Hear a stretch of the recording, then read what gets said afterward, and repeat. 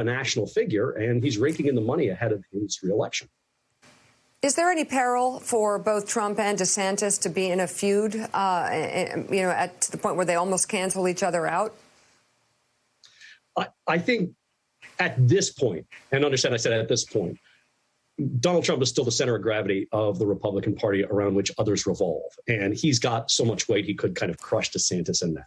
However, as time goes on and as DeSantis becomes more popular in the GOP, things could change. With politics, a few weeks is a lifetime in politics. We're talking about 2024. Yeah. That's an eternity. Yeah. So, Mark, as you know, talking to conservatives, talking to Republicans, they all say they like DeSantis because he has the fight of Donald Trump without all the baggage that comes with it. He's not as crazy. He's more disciplined than Donald Trump. He annoys all the right people like Donald Trump does. So what is his end game here? Is he sort of riding this out to see if Donald Trump decides to run or not in 2024? Or what's the upside for him to push back a little bit in a way that, frankly, not another Republican publicly will do? Well, DeSantis actually, for some time, though it got attention this time for DeSantis saying, look, we shouldn't have done the lockdowns. He's been lamenting having done it since at least April with a very conservative Epoch Times publication. He said it back then. It was just sort of the timing that made it the perfect storm for him. But I think you answered your own question is, to use a chess metaphor. Ron DeSantis is moving his pieces on the board to maximize their strength and minimize their weakness. Is he overall being strategic about this? I don't know. Is he being tactical? I think the answer to that is yes. One Republican had described to me, we didn't fit in the story, this is sort of the backdrafting primary. You've got all of these sort of Trump candidates that are backdrafting behind him, and they'll come a little bit out from behind him and kind of distinguish themselves either by circumstance or on purpose. For DeSantis, it's kind of healthcare freedom, right? For Mike Pence, more by circumstance, it's 1-6. He's just saying, look, there are things we're just not going to agree on, me and the president, when it comes to certifying the elections. So I think that's probably more of the accurate way to look at it. I mean, it does look like Ron DeSantis would like to run for president. It doesn't look like he'd like to run for president against Donald Trump. It does look like Donald Trump wants to run for president. But again, that's 2024, and that's a lifetime away. As Mark writes in his piece, and we just heard from some former Trump advisors going after Mitch McConnell and Josh Holmes, who hosts that podcast where DeSantis appeared. In an interview that aired yesterday on Newsmax, former President Trump himself went after Mitch McConnell. I'm not a fan of McConnell. I haven't been. I helped him get elected. Without me, he would have lost his race. And then he goes and makes stupid statements after January 6th, which was not my situation. This was just a stupid thing he did. But he's a bad leader. He gave them 2 months. That 2-month stay, that 2 months of adjustment gave them a power that they should have never had. So I'm not a fan of him, and I think he's hurting the party very badly. McConnell. So, Peter Baker, you covered Donald Trump closely for the last 4 or 5 years.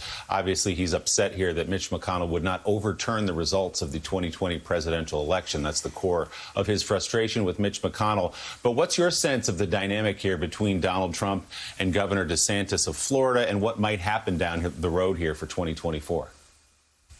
Yeah, Willie, this is a Republican Party that's still trying to figure out where it is, right? Where is it at in this process of de-Trumpification? Is there another life to Trump? And if so, who will, as Mark just said, fill in the backdraft behind him? Who will succeed him if and when he steps off the stage? We don't know that Trump is going to run. He obviously is making noises like he is. A lot of people around him are convinced he will run. There's a lot of reason to believe he might not. Again, as Mark said, a lifetime between now and 2024. And so everybody out there angling for this presidency, DeSantis, prime among them, is trying to appeal to that Trumpian base. And what's really fascinating is to see whether that base, in any way softens on Trump at some point. That's what the discussion about the vaccines has been about. The Trump lately has been more aggressive and touting the vaccines, even as he says he's not for mandates. One of his administration's biggest accomplishments, obviously, Operation Warp Speed, and encouraging and helping the scientists develop and the companies distribute, get them ready to distribute the vaccine. And yet he has been quiet until recently because of, clearly a fear of the base, which has been so anti-vaccine. And this slight distinction between him now and DeSantis on that is a fascinating one. Can somebody take Donald Trump's base away from him? Probably not. But can they inherit it if he decides or at some point steps off the stage? That's the big question. Hey, Mark, it's Jonathan Lemire. I won't ask you to comment on that clip of the former president where it seems like he had his collar open a little more than he needed.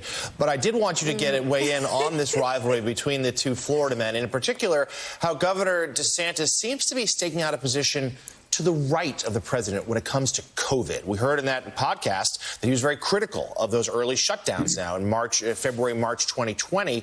We've also seen him come out hard on things like mask mandates and the vaccine. He won't even say whether he got the booster, which of course also angered Donald Trump. So give us your sense of that political calculation. Why does DeSantis feel like that's the corner he wants to be on?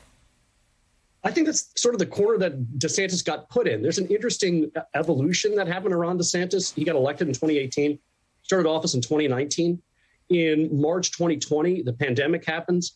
And he was the subject of a lot of, let's say, criticism from the national news media and from a lot of experts. And at first, now things changed with the Delta variant, pardon me, in August.